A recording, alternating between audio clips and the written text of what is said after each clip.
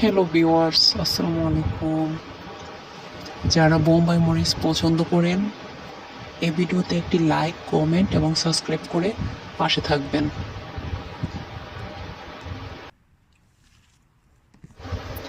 আপনারাও আমার মতো গাছ লাগিয়ে পেতে পারেন এই মরিচ। নিজেদের ফলনের তো কোনো তুলনাই হয় না।